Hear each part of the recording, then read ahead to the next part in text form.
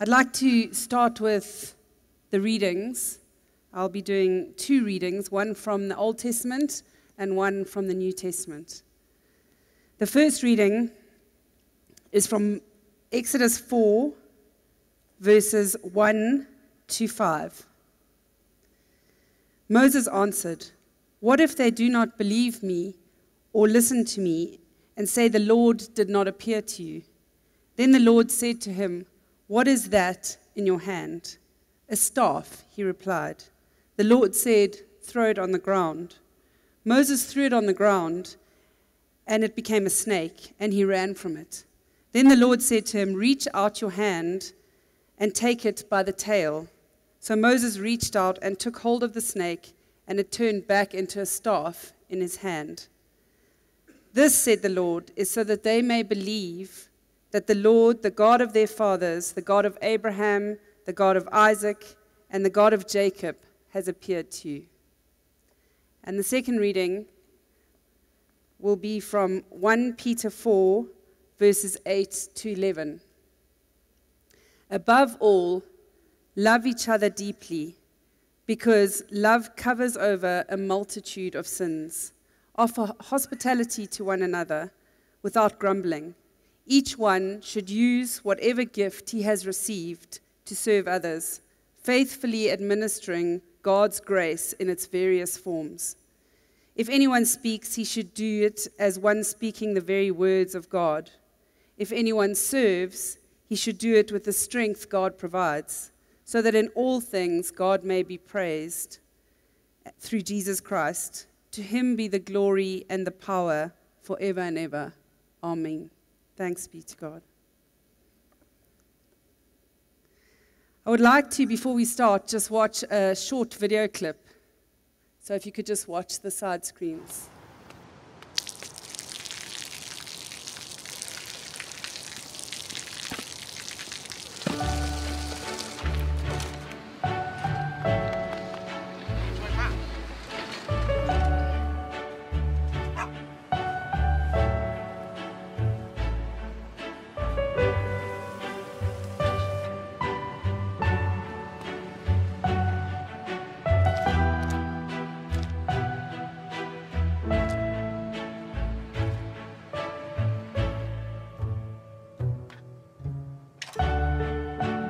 เขาจะได้อะไรถ้าเขาทำแบบนี้ทุกวัน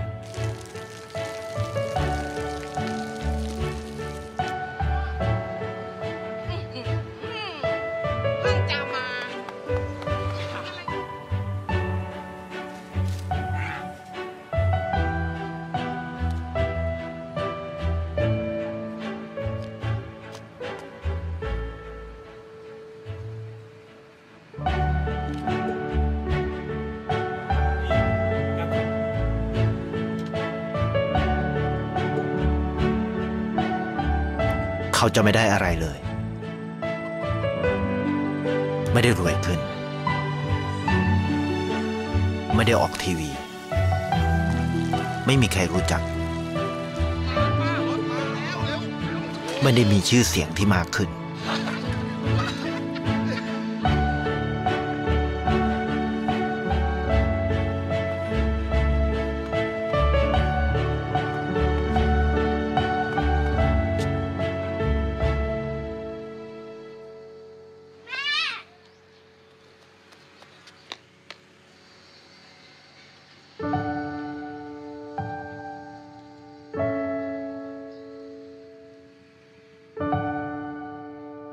เพราะสิ่งที่เขาได้คือได้แค่ความรู้สึก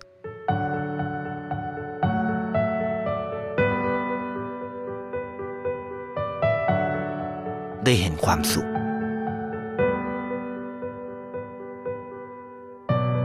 ได้เข้าใจ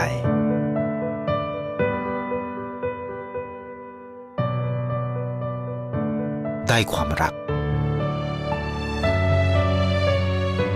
ได้ในสิ่งที่เงินซื้อไม่ได้ได้โลกที่สวยงามกว่าเดิม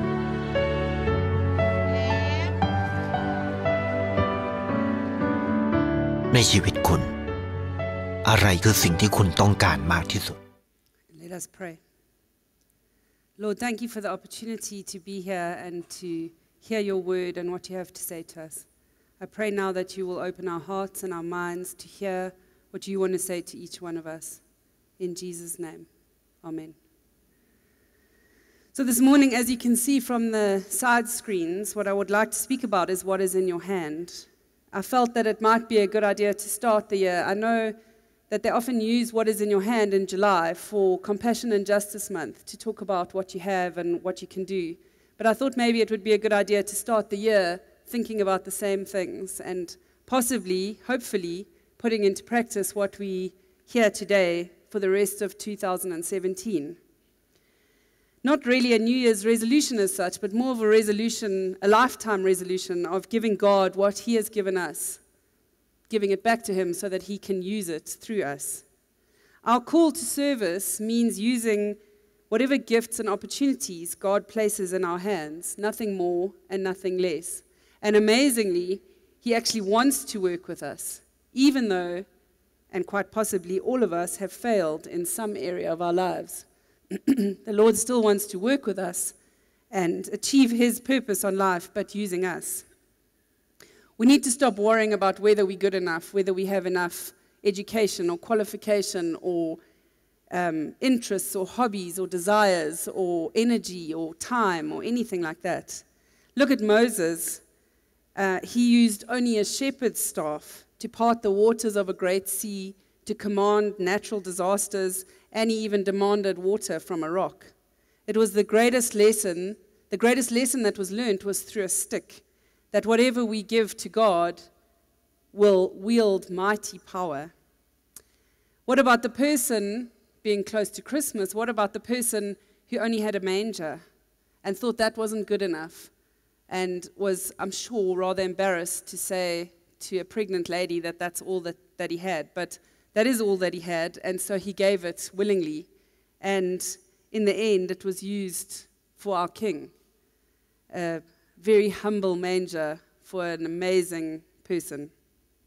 And the man in the video clip really has nothing to his name, but as he walks and as he does things, and as he sees opportunities, he gives a little bit of his time. He gives some water, he gives a little bit of money, he gives a chicken wing or a chicken leg to a dog. He helps someone push a trolley. Those are all things that he has in his hand at the time. And look how amazing it all turned out. In the Greek word, in the New Testament, there's a word for love, which is agape love.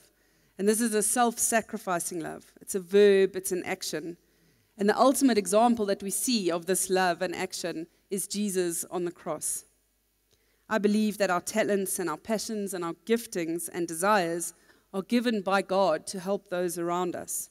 Each person is different and unique, so obviously each desire and talent and gift will be unique to that person and what they will be doing on earth. But to understand what is in our hand and how we can use it, I think there are three things that we need to look at, and I'd like to look at them today. The first is, how do we see ourselves in terms of our own significance, our giftings, and our passions? The other is, how do we view others? And then the third is, how do we merge the two so that we can work together with God to ultimately have His purpose and compassion and love and justice? So firstly, I'd like to look at how we view ourselves. I recently read something that resonated a lot with me and regarding helping others and showing God's love. And often, as you know, it's to the marginalized. It says, ministry to the poor, the orphan, and the widow is about joining the work of God in His favorite field. Meaning and satisfaction in life don't come from striving, they come from loving. The gospel message is a message of love, so loving God means loving people. I believe that we all strive in some way to find some kind of meaning and significance in our lives. We all want to know that we've contributed to the good, the greater good of society. We want to be able to say that we've helped someone or we've added something to someone's lives. And although it goes against what the world tells us, we get much less satisfaction than we expect to get out of selfish pursuits like money and fame and success, and maybe even if we're running after happiness, that might also be elusive. We get much more satisfaction, I believe, out of giving ourselves in service to other people. But before we can be of service to anyone else, we have to understand ourselves. We have to understand what makes us feel alive while we're doing it.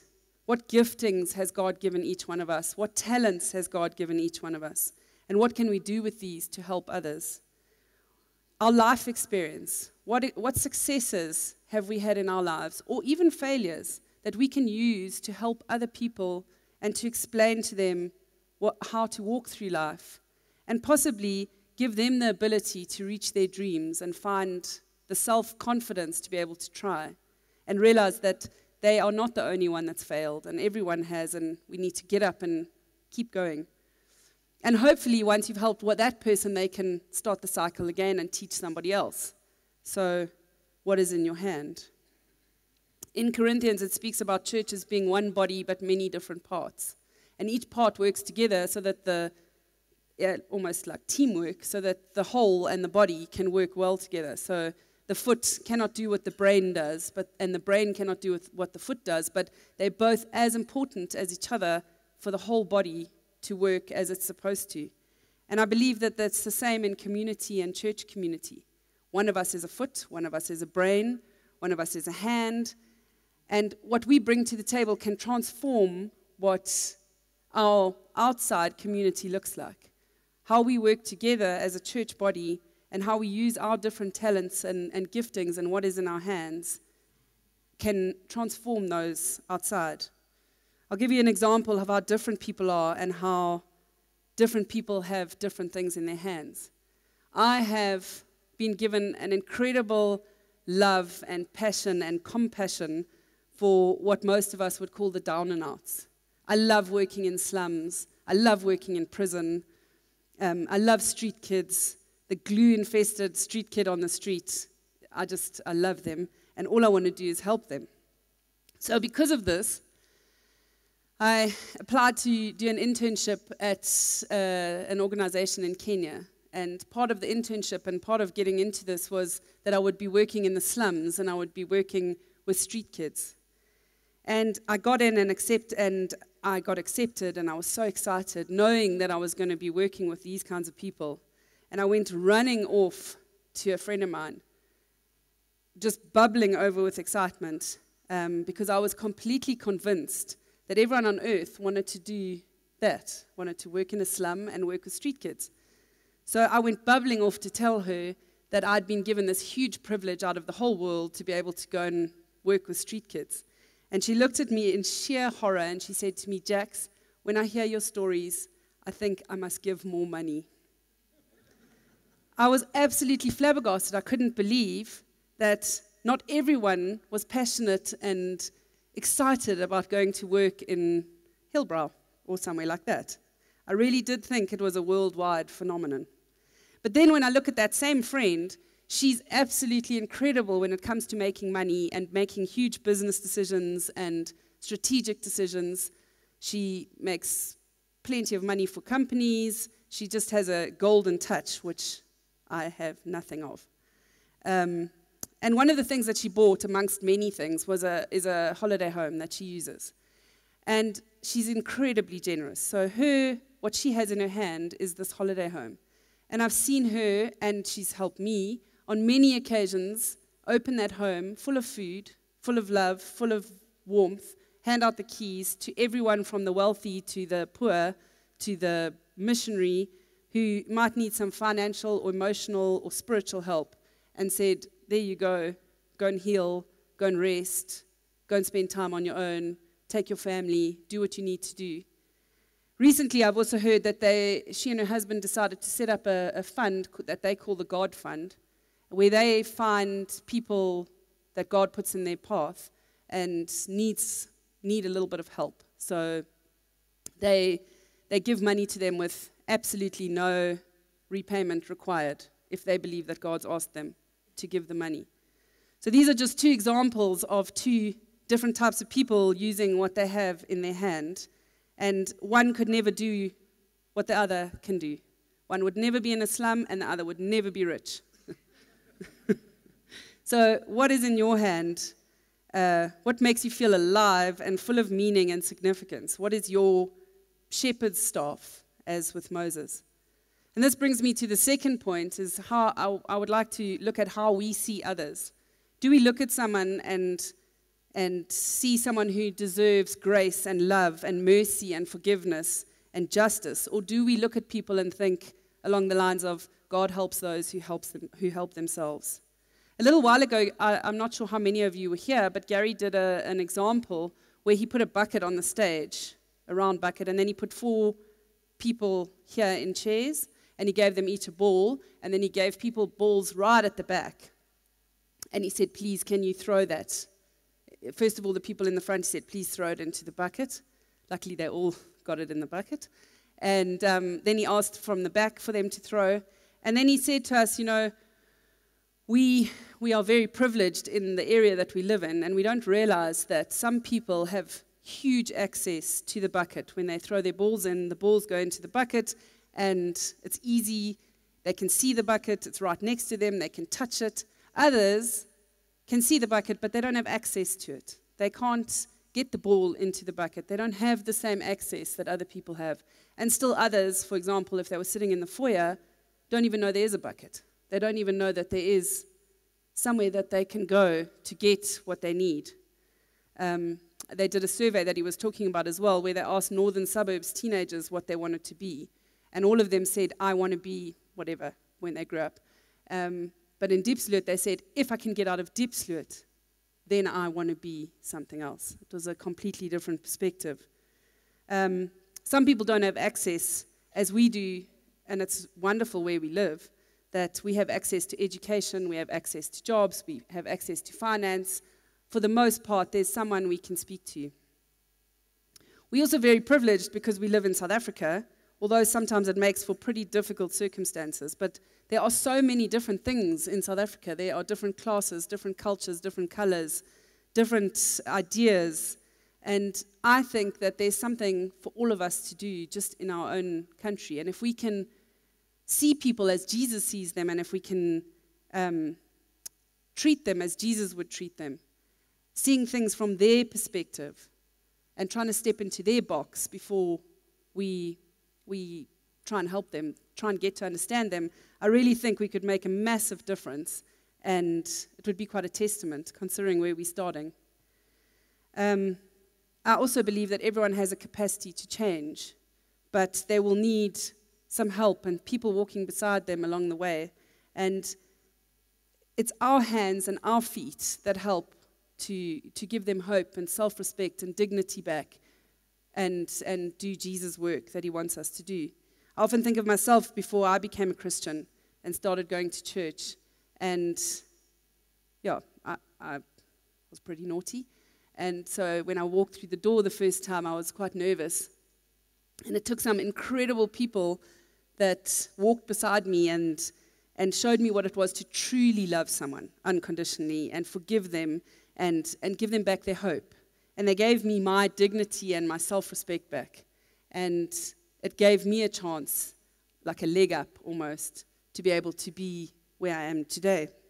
And imagine if we could do that for one person. As I was saying before, I've done a lot of work in prisons. I know most of you think that's pretty nuts. I know my family sometimes thinks I'm nuts. But one of the things that we were doing was an Alpha course. And while we were busy doing that, my father asked if he could come with me one day to see what we did. And as we walked into the prison and as we walked through there, understandably, he was pretty nervous. I mean, let's be honest, the media doesn't paint the best picture of people that go to prison. And but as he spent some time there, I could see almost how his perception had changed of the people in prison compared with before he had gone in and after he'd gone in. And I think that it was quite a profound effect on him, that the people in there were actually normal. You know, they were the same as you and me. Yes, they made a mistake. Yes, they deserve their consequence. Yes, they're there for a reason. But at the heart of it, they were very normal people.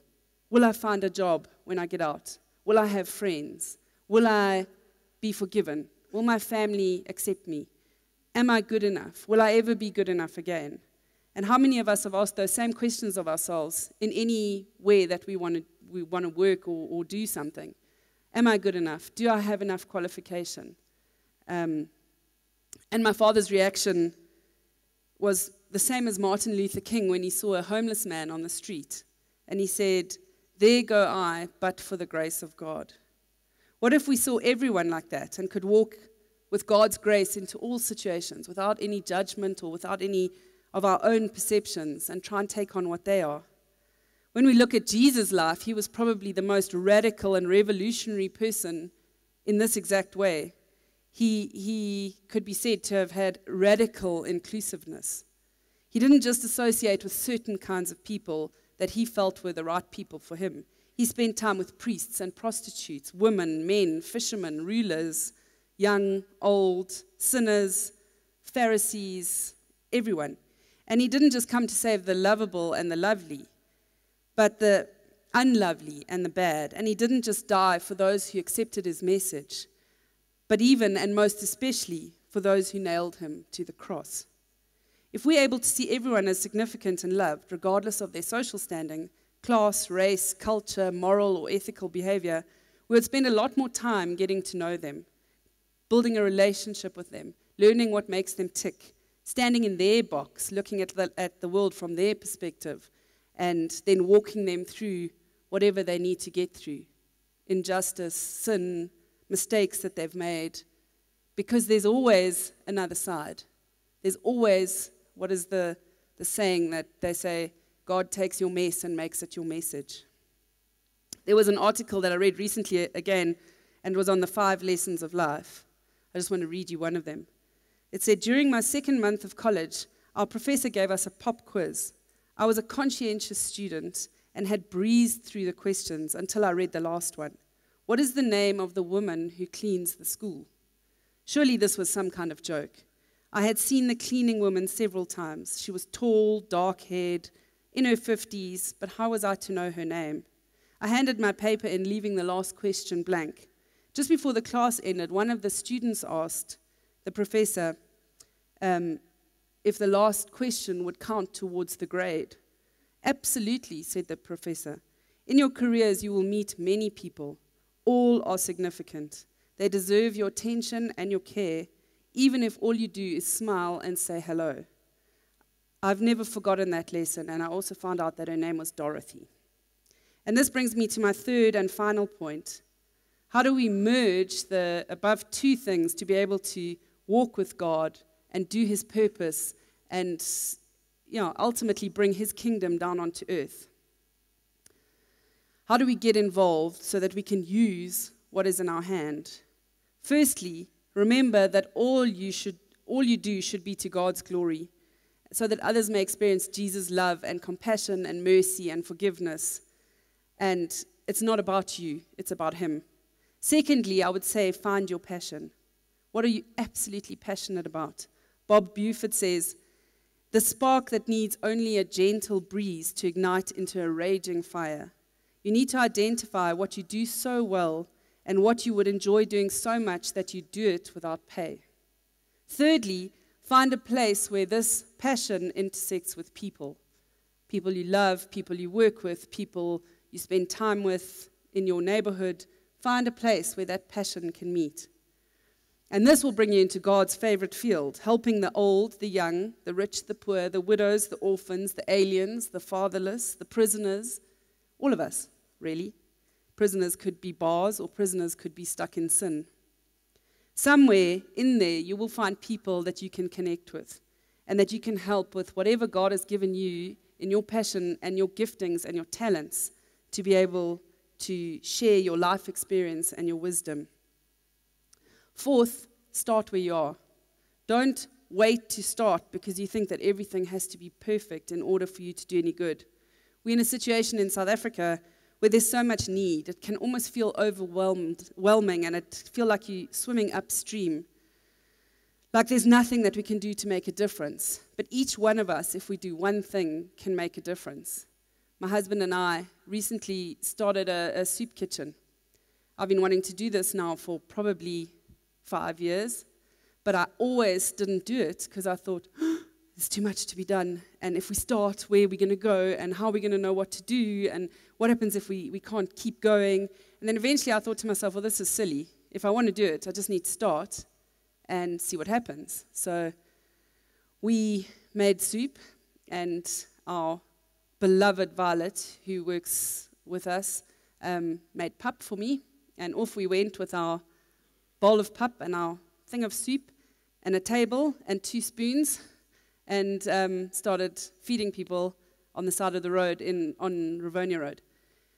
Anyway, cut a long story short, within 3 months, I had to put together a roster because so many people wanted to help, and we couldn't all make soup at the same time. So we already have sort of 6 or 7 people making soup and giving it to us. We also have, the one guy had one of those trolley things that he pushes around with him, but he had nothing in it. So I said to him, okay, I'll help you, I'll buy your fruit for you, and then when you pay me back, I'll buy you some more. And I got back the next week, and it was full from the top to the bottom with things that he had managed to buy, little sweets, little things of chips, and all sorts of stuff that he's managed to kind of add on to. So from starting, I don't know where it will go. I don't know how long it will last, but it's going somewhere. So let's see what happens. No. Thank you, Lord. I don't know if you've ever heard the story of the little boy and the starfish walking down the beach. And as there was starfish that had been washed up onto the beach, and as he was walking, he was throwing something in, and an old man was watching him from a distance. And he saw this little boy walking down the beach, and every now and again, the little boy would bend down, pick up something, and throw it into the water. And eventually, the man really wanted to know what was going on. So he walked up to the little boy, and he said, "May I ask what you're doing?" And the little boy said, "I'm throwing the starfish back in the sea." And the man said, "But there's tens of thousands. What are you going to do?" And the boy said, "Well, if I don't throw them back, when the sun comes up, it's going to be too hot and they're going to die." And the man said, "But you can't help them. There's too many. You can't help them." And the little boy bent down and he picked up another starfish and he threw it as far as he could into the ocean. And then he turned and he smiled and he said, "It made a difference to that one." Ask God to help you notice people around you, at your workplace, in your neighborhood, in your church, at school, at university, your next door neighbor. Ask Him to show you where you can make a difference with what is in your hand, and add it to God's purpose that can multiply to so much. We can help in feeding schemes. We can help entrepreneur development, cooking, cleaning, counseling, legal matters, economic development, politics. There's so many different places we can work in. There's old people that have lived a whole lifetime that can share their wisdom with people that are just starting out. For example, we've got tiny little children, but there's someone who's got children that are having children, and they can help you and give their information across, and that's something in their hand. Helping others does take sacrifice and commitment. It could come in the form of time. It could come in the form of finances or money or emotional energy, but it's so worth it. I can promise you that when you sacrifice for others and you serve others, you will get more out of serving them than they actually get out of serving you. We're pretty blessed at Gracepoint because there are so many ministries, from the welcome in the front door to the sound to the singing to all the ministries in compassion and justice that we have on teaching and children and feeding and counseling. There's so many different places. Why not try one of these? I saw the notice on the board that said they next week going to be signing up people for different ministries if you want to. Why not try? Why not sign up and just see what it's like for 6 months? Give yourself 6 months, see how it goes. I'd like to read one more story. That will be my last story. It says, it's a story about buying a homeless guy a cup of coffee. And it says, while walking into the grocery store the other night, there was a rather scraggly-looking homeless guy by the door begging for spare change. I mumbled that I didn't have any, and I avoided looking at him while I quickly ducked into the store. This is what I generally do when I encounter people begging for money. I avoid them. Not because I'm disgusted or offended by them or anything like that. It's just because I know I'm not going to give them anything, and it makes me feel guilty, so I rather just don't look. I went into the store, leaving him at the door, and started my grocery shopping. He lingered in my mind. I wasn't going to give him money, but I was in a grocery store. When I happened upon a display of items that were all 50% off, and I got so engrossed in that poof, he was gone out of my mind. The homeless guy vanished from my thoughts, and I was absorbed by all of the things that I could get that I really didn't need, but they were 50% off. The next thing I know, my basket, which was missing the 4 things that I'd actually gone in there to get, was over-brimming with the on-sale prizes. So I got the 4 things on my list and staggered up to the checkout lane and gratefully dropped my basket on the conveyor belt. When I got to the checker, he emptied out my basket. I looked with pleasure at all of the great finds. I was quite pleased with myself, until I looked over and saw at the end of the conveyor belt the homeless guy clutching $2 in his hand with a cup of coffee in front of him. All of a sudden, my great finds felt frivolous and ridiculous. Did I really need a new water bottle? I felt guilty. All of those voices in my head that had always said, don't give money to homeless people because they'll just use it to buy alcohol and drugs, were quieted. Someone had given this man money, and he had chosen to spend it on a warm cup of coffee, my particular drug of choice. To make matters worse, the man in the line between the two of us was clearly offended by the fact that there was a homeless guy in the line. He didn't do anything to hide his disgust, and in fact wound up raising such a fuss that he started a fist fight. Everyone present knew that the asinine display was caused because of the very presence of the homeless man. He knew it too, and I could see the hurt and confusion etched in his face. I don't care if he's homeless. He didn't deserve to be treated like that. He deserved just as much respect as anybody else present. So I did something I've never done before. I leaned in and I quietly told the cashier to charge me for the coffee. To his credit, the cashier did so discreetly without saying a word. As I was leaving, I heard him tell the homeless man that his coffee had been paid for. He had to repeat this, and he finally had to say that I had paid for it and that the store wasn't giving him free coffee. By this time, I was out of the store and feeling pretty good about myself, kind of a warm glow that in some small way I'd been able to tell this man that not everybody was offended by his presence, that some people do care. As I was loading the groceries into my car, he came out and looked over to me in the parking lot. When he saw me, he made no move to come toward me, but nodded his head at me. I nodded my acknowledgement and got in my car as he went back to his perch by the door, cup of coffee in hand.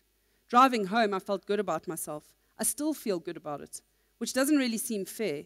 It kind of feels like cheating, that doing something nice for someone else, expecting nothing in return, should make me feel so good. That $2 cup of coffee turns out to have been worth a lot more than that silly water bottle that hasn't moved from its spot on my kitchen counter since that night. I learned something that night. If you buy a homeless guy a cup of coffee, you'll want to do it again. So what is in your hand? What is it that you're passionate about that makes you feel alive? Where does that intersect with people that you come in contact with? My challenge to you today is to take that first step. You'll want to do it again. Thank you very much, and God bless.